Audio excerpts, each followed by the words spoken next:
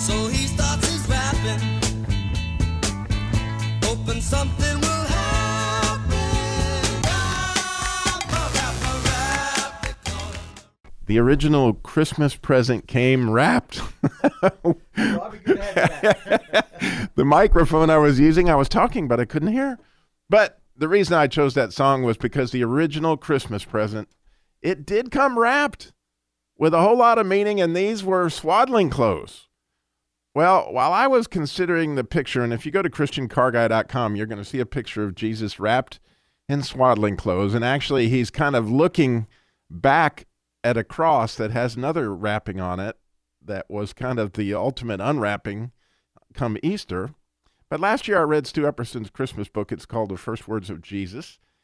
And I started thinking about that, but this year I even went a little bit deeper with this. Why swaddling clothes? What's up with that? And why would the shepherds think that that was unique, that this baby would be wrapped in swaddling clothes? Why would that be important to them?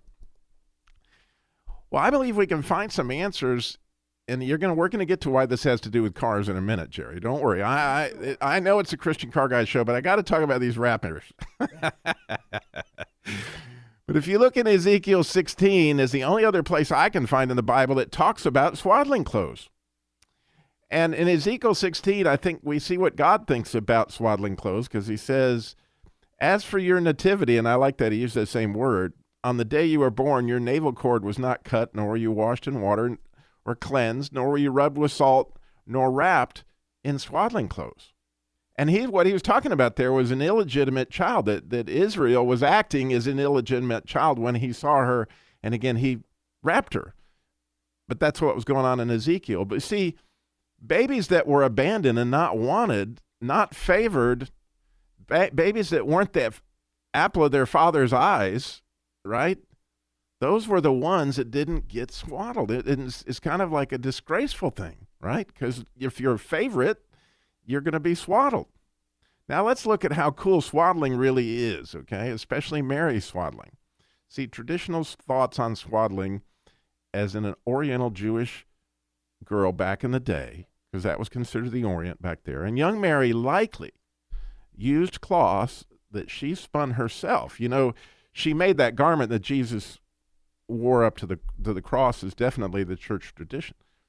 But had you thought about that she had spun those cloths that were there that wrapped Jesus' swaddling clothes, it was the tradition that they would spin those cloths and use them in the booth. You know, Jewish people get married in a booth, and they would have spun these cloths in this booth, and they used those same cloths to swaddle their children. As a result, you see, it would show that the baby was a result of a loving union in God's plan in a marriage, you see, and that this was a wanted son. This wasn't an illegitimate child. It wouldn't be wrapped carefully in swaddling unless it was a wanted son and not an illegitimate son, but one that was definitely very valuable to the mother. Now picture this. This is the contrast that the shepherds would say. You're going to see a baby that's wrapped in swaddling clothes and lying in a manger. See, there's a huge contrast there. Why would a beloved baby be in a feeding trough?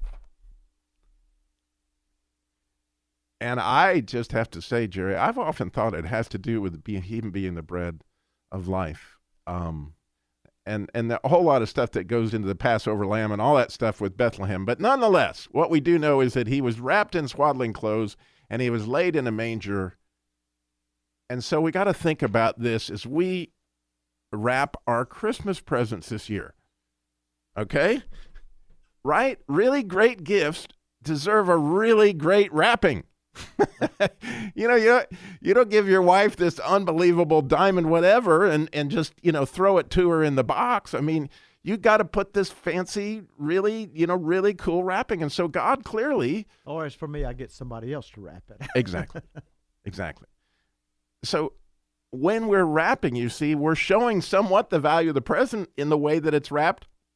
Or in some case, layers and layers of wrapping, because my wife loves to put a box in a box in a box, so that you are sent off on the wild goose chase. But that wrapping has to do with, the present. And the present is a picture of God's generosity, right? I mean, the beauty of that idea of presents at Christmas is a picture of the ultimate present that was sent, and it was wrapped.